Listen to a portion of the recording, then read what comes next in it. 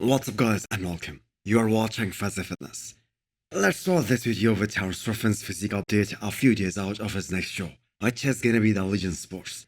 So Terrence is setting a good example of how even the top pros in a specific division, they can compete multiple times during a year.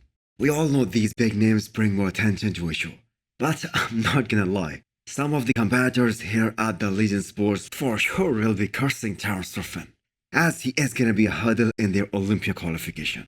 So he looks really dialed in right now, and with cardio going down and carbs loading phase about to begin, those lines in his legs are gonna get deeper and deeper. So what would this win mean for Terrence Ruffin? I mean, he is definitely adding up those pro victories in his resume, and soon he is gonna take over Darrem Charles in terms of most pro wins. So talking about Darrem Charles, what a legend that man is. Can you believe someone winning 7 pro shows in the men's open bodybuilding, then transition into the classic physique division and set a record of 8 or 9 pro wins? He basically competed in 3 eras from 90s to 2017. So does anyone know why Darrem Charles did not compete in the Masters Olympia? He was supposed to be up on that stage. His name was in the official competitors list, and the fans were really thrilled to see his name. Now coming back to Terrence, he is supposed to dominate here at the Legion Sports. But the thing is, that isn't the real challenge. The real challenge lies up ahead at Mr. Olympia in November. Let's talk about another athlete from classic physique, Breon Ansley. Him and Terrence Ruffin have this unique record of competing at the first ever classic physique Mr. Olympia, which happened back in 2016. And 7 years later, they will again face each other and fight for the top spot. If I'm not mistaken, Robert Timms is the only name that comes to mind who is still actively competing, and he shared the stage with Terrence Ruffin and Breon back in 2016.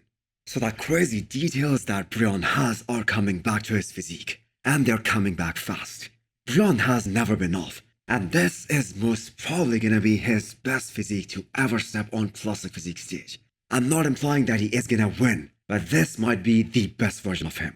I am pretty sure if the decision of adding more weight to every class was made after the Olympia last year, Breon would have never made the switch. He would have stayed in classic physique. So I am very excited to see Breon's final look, as he has struggled for 7 years, and the look that he was bringing to the stage remained the same. So this year we might see something different. Just look at Michal Krizo as he hits a front double bicep shot, and see how his face shrinks as he goes into the pose completely. It is kind of funny, but his arms are so insane. His face looks really small in comparison. If we talk about the biggest freaks who are gonna rock the stage at the Olympia this year, then Nick Walker and Krizo makes it to the top of that list. So what does Krizo need to do in order to crack top 6 at the Olympia? Well, continue to improve, especially in his back department. Continue to work on his posing. He is already so big.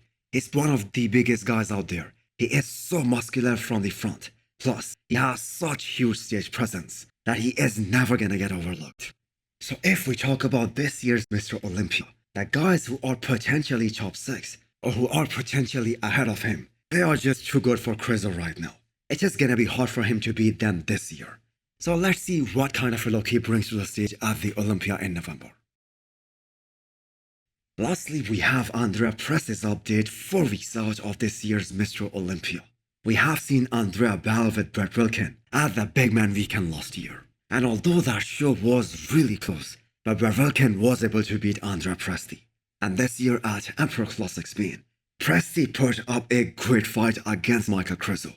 So here is the thing. All these guys have made some significant improvements since last year. Presti too has gone more balanced over the last 2 years. That being said, at a big show like the Olympia, his legs might get exposed in comparisons when he stands next to these guys. And that is the only thing that's holding him back. He hasn't been able to place at the Olympia so far. So let's see if he can change that this year. Also, hit the thumbs up button if you liked the video. And smash the subscribe button if you wanna come back for more. Thanks for watching.